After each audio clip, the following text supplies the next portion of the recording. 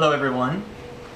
I'm going to be talking about fishing in the boundary waters today, and I'm going to be going over some of the basic equipment and other things that you'll need in order to have kind of a basic experience and just be set up to catch a number of species of fish in the boundary waters.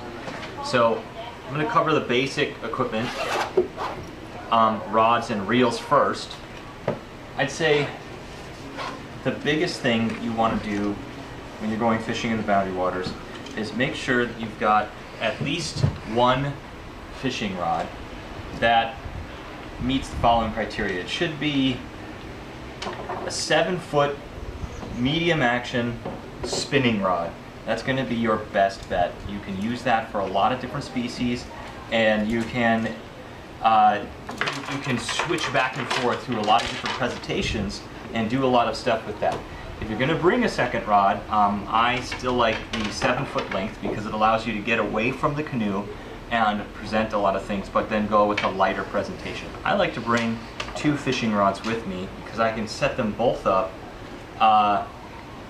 and they have 2 different presentations ready at the same time, so I can switch off easily. What I prefer are these kinds of rods. They're 3-piece, and what this allows me to do is they pack down really, really small. I can put them in a protected rod holder that keeps them from getting broken, or I can put them in this nice sleeve and put this in somewhere safe in a pack or something like that in order to protect it. The main thing when you're out on on one of these wilderness trips is trying to protect your gear, and when you're moving from place to place, campsite to campsite, so it doesn't get broken. Broken fishing rods, not too much use. So anyways, another thing that you can do in the boundary waters is you can go fly fishing. And so again, I've got a fly rod that's just like this, in a case like this. This is a 5 or 6 weight rod. Works really, really well for fly fishing gear. You know, your reels and all that other stuff that you can bring. I try and keep all of those nice and handy. Put them inside these little mesh bags, keep them all together. It helps protect them. I've got 2 spinning reels in here just to show you what those look like. This one here is a fly reel. This one is made for fly fishing. This is what a good spinning reel looks like.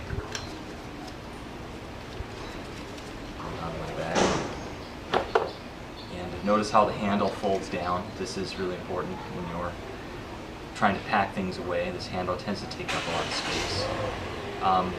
For line, I like to use fire line or spider wire, and this is a really extremely thin line, but it has a high pound test rate. So what that does is it's better than just regular cheap monofilament, because if you do get something hung up in a tree or on a rock, you can you're more likely to save your baits and get them out of whatever obstruction that they're hung up in. And so this will end up saving you lures and presentations and time, you know, because you can't bring your whole tackle box when you're out trying to fish in boundary waters. So a couple other things that are important.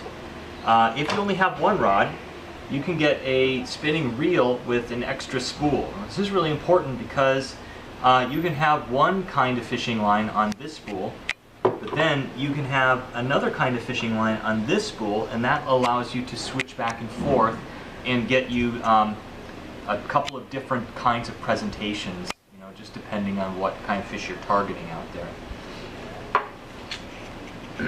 Another really important thing for fishing the boundary waters is a clamp-on rod holder. You can take this, you can put this on the side of your canoe, and this allows you to troll along and do a couple of different presentations that are very effective. Okay, these clamp-on rod holders, they come in lots of varieties and styles. This one is pretty cheap. You can adjust it, put it wherever you need to in the canoe. If you don't have one of these, I mean, the old tried and true method is to just put it between your feet and hold it with your legs while you're paddling. You know, I've done that many times too. Another thing that's really important when you're fishing in the boundary waters is a stringer. So when you catch fish, you can use this to keep your fish alive just put them in next to the canoe and let them swim around down there, and then bring them back to your campsite and clean them up and get them ready to eat. Some people like to use a landing net in the boundary waters. I guess it depends. I like this style of landing net with the mesh that's really fine, so that it makes it easier to grab a fish, pop it in the boat, and just take the hooks out at your feet. The other thing that happens is that this fine mesh it doesn't snag in your hooks as much.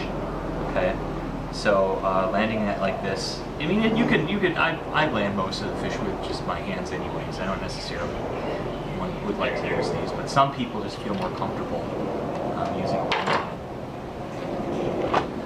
As far as tackle goes, a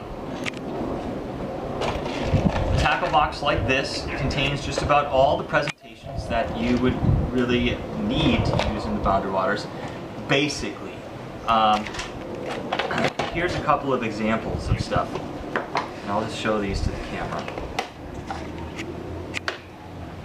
This first thing that I'm going to unravel, this is called a cowbell. It's not the more cowbell kind.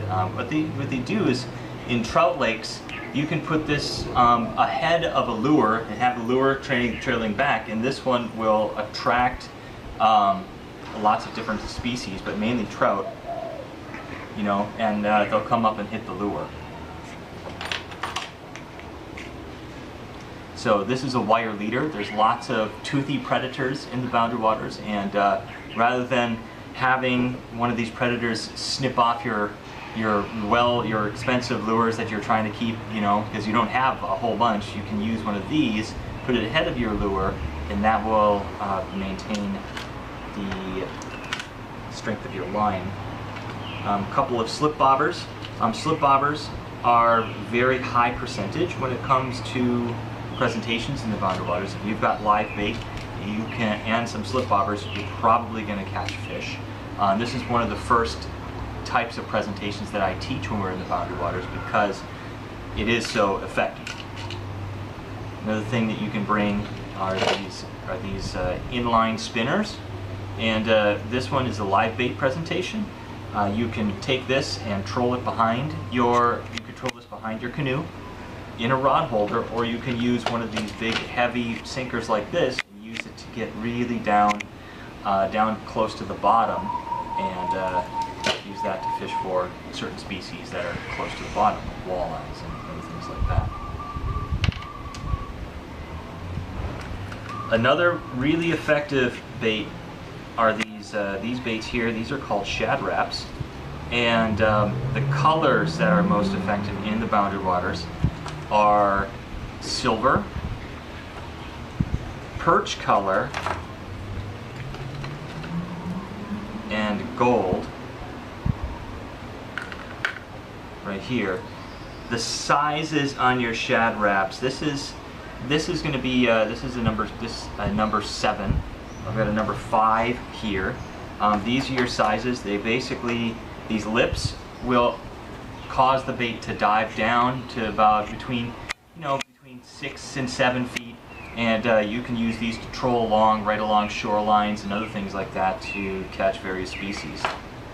Another bait that's really effective in the boundary waters are these jointed rapalas. These jointed rapalas are extremely effective when you're trolling across different shallow flat areas and other things like that. Lots of big fish.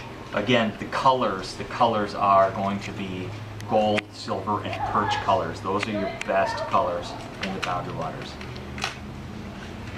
Another thing that's really important, another bait that's really important, are these MEPS spinners. These MEPS spinners, these are inline spinners. The golden blades, copper, or what we call the Black Fury, these are some of the best presentations. Silver also works really well. These are great casting lures. You can use them to cast by obstructions over the tops of rock piles and all of those other things. I know this is really hard to imagine right now, and a lot of times fishing is just getting out there and doing it so you can experience what this stuff looks like hands-on. But this is what the tackle looks like for all of these different presentations. So just to sort of sum things up, oh yeah, one last thing before I sum things up is I've got just an assortment of jig heads here. I've got floating jig heads. I've got different colors of jig heads. These are things that you can drop down, and you know, a lot of times what we'll do is we'll take the canoe, we'll slow it down over a rock pile, and we'll vertical jig it and try and pull up some fish from that. And we put on these tails onto the jig heads. Crayfish, that's another type of. This is another type of feed that a lot of fish will focus in on, and you can sometimes fool them with these artificials. But anyways, these plastic tails will kind of kick around and cause a vibration that'll get fish interested in your presentation. Oh yeah, last thing, this silver minnow. Anytime you come into a weed bed or something like that in the boundary waters, you can use this. It's got this weed guard and you can cast it in there, and any fish that are hiding in those weeds, you can utilize this presentation to catch those fish. Okay, so now I'll sum things up. Basically, this is the basic equipment that you'd need to fish in the boundary waters. Just a regular medium action spinning rod with fire line or spider wire. We're talking like the thinnest kind, like a 4-pound test or 6-pound test in diameter. But in reality, what we want is that spider wire. They have like almost like a 20-pound test. That means you can hold 20 pounds on the end of that line without it breaking. Okay, so it's real thin. That's the line that I recommend. Fly fishing rods. You're going to need something that comes in a nice case like this, a 5 or 6 weight rod, a nice reel. Those you can target most of the species of fish in the boundary waters with the 5 or 6 weight rod. The basic tackle, you don't want to bring too much stuff.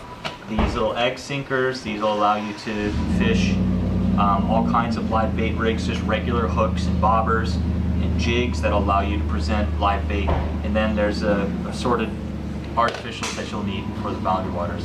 I'm going to create a list at the end of this video and post it so that you guys can see the exact things that I would recommend that you bring with if you're interested in fishing. So thank you very much for watching this video, and see you in the water.